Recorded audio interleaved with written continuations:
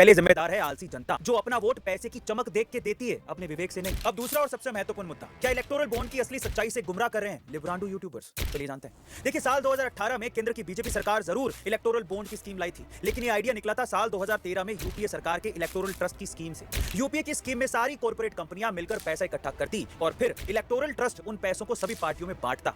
बस फर्क सिर्फ इतना था कि सत्ताधारी पार्टी इसमें ज्यादा से ज्यादा पैसे लेने की कोशिश करती। कॉर्पोरेट चंदा देकर खुश थे, क्योंकि उन्हें पता था कि अगर उनकी पार्टी सत्ता में आ गई तो फिर उन्हें फेवर तो करेगी।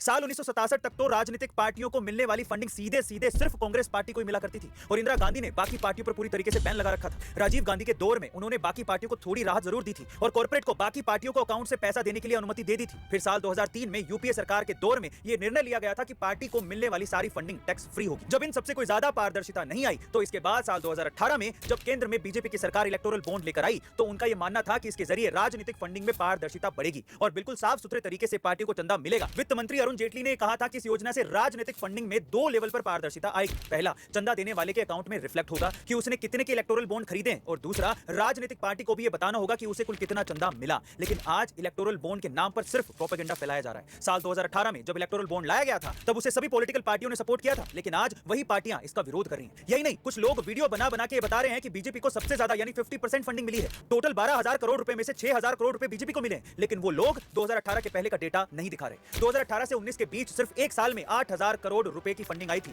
जिसमें से बीजेपी को ना के बराबर ही फंडिंग मिली थी। और अगर ओवरऑल देखा जाए तो साल 2018 से 2023 तक कुल 20,000 करोड़ रुपए आए हैं। इसमें से सिर्फ 6,000 करोड़ रुपए ही बीजेपी को मिले हैं और बाकी 14,000 करोड़ रुपए विपक्षी पार्टियों को मिले हैं। इसमें भी टीएमसी को सबसे ज्यादा फंडिंग मिली है, जिसके बारे में ये लोग बात तक नहीं करते। अब बीजेपी का तो ये भी कहना है कि साल 2000 से पहले जितनी भी सरकारें थी वो बड़े बड़े बिजनेसमैन से लाखों का चंदा लेती थी, जिसमें से सिर्फ कुछ ही हजार रुपए पार्टी फंड में डाला जाता था और बाकी पैसा नेता लोग अपनी जेब में डाल लेते थे। लेकिन इलेक्टोरल बॉन्ड लाने के बाद कम से कम ये तो पता चल रहा है कि किस पार्टी को किसने कितना पैसा दिया है और वो सारा पैसा कम से कम पार्टी फंड में तो जा रहा है। कई बार हवाला के जरिए आने वाले पैसों का भी हिसाब नहीं रहता था, लेकिन इलेक्टोरल बॉन्ड आने के बाद इस सारे पैसे का हिसाब रखा जाता है। नवंबर 2023 में केंद्र सरकार ने सुप्रीम कोर्ट को यह बताया था कि आर्थिक वर्ष 2004-5 से 2014-15 के राजनीतिक दलों की कुल इनकम का 69% हिस्सा अननोन सोर्सेज से आता था। सॉलिसिटर जनरल तुषार मेहता ने कोर्ट को बताया था कि इस दौरान अननोन सोर्सेज से नेशनल पार्टियों की इनकम 6,612 करोड़ रुपए और रीजनल पार्टियों की इनकम 1,220 करोड़ रुपए थी। यहाँ अननोन सोर्सेज के जरिए दिया गया चंदा बैंकिंग सिस्टम से बाहर रखा जाता था और इसका कोई हिसाब नहीं होता था, जिसके चलते ऐसे चंदे से ब्लैक मनी पैदा होती है। इसी ब्लैक मनी को खत्म करने के लिए बीजेपी इलेक्टोरल बॉन्ड स्कीम लाई थी।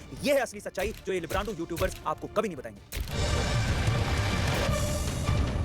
अब तीसरा, आखिरी और सबसे महत्वपूर्ण मुद्दा, चंदे का इस्तेमाल कैसे हो रहा है, देश हित में या देश विरोध में। अभी कुछ दिनों पहले खालिस्तानी आतंकी पन्नू ने एक वीडियो में यह दावा किया था कि उसने साल 2014 से 2022 के बीच अरविंद केजरीवाल की आम आदमी पार्टी को 134 करोड़ रुपए चंदे के तौर पे दिए थे आम आदमी पार्टी सरकार बनाओ ताकि इसके बदले 1993 के दिल्ली बम धमाके के आरोपी देविंदर पाल सिंह भुल्लर को रिहा करवाया जा सके। पर सोचने वाली बात यह है कि इतने गंभीर आरोप लगने के बाद भी आम आदमी पार्टी ने इस पे कोई जवाब देना उचित तक नहीं समझा। इसके अलावा कांग्रेस पार्टी पर भी कई बार यह आरोप लगाए जाते हैं कि उन्हें अमेरिकन अरबपति जॉर्ज सोरोस का चंदा मिलता है और सोरोस कम से कम भारत के हित में तो काम नहीं करते। कई बार कई पार्टियों पर पाकिस्तान, चीन, यूक्रेन, अमेरिका और गल्फ देशों से चंदा लेने की भी खबरें आती हैं, जो भारत को कभी भी मजबूत देश नहीं बनने देना चाहते। ऐसे में आपको यह सोचना होगा कि किस पार्टी को देश हित के लिए चंदा मिलता है और किस पार्टी को देश विरोधी चंदा मिलता है, और आपको वही पार्टी चुननी है जो देश हित के लिए चंदा लेती है और उसका पूरा हिसाब रखती है, ना कि ऐसी पार्टी को जो देश विरोधी लोगों से चंदा लेकर देश के खिलाफ ही काम करती है। क्योंकि हमने पहले भी आपसे कहा था कि बिना चंदे राजनीतिक पार्टियों का तो काम नहीं चल सकता। तो असल चीज इस पे हमें ध्यान देना चाहिए कि इस चंदे का इस्तेमाल कहीं देशद्रोह में तो नहीं हो रहा, कहीं देश को तोड़ने की या कमजोर करने की कोई साजिश तो नहीं हो रही। बस कम से कम उस पार्टी को तो वोट नहीं देना। याद रखिए कि देश है तो हम हैं, इसलिए गुमराह मत होइए और इस वीडियो को उन लोगों के साथ शेयर करिए जो इन सो कॉल्ड लेफ्टिस्ट यूट्यूबर से प्रभावित होकर देश का भला चाहने वाले लोगों के खिलाफ ही हो गए हैं।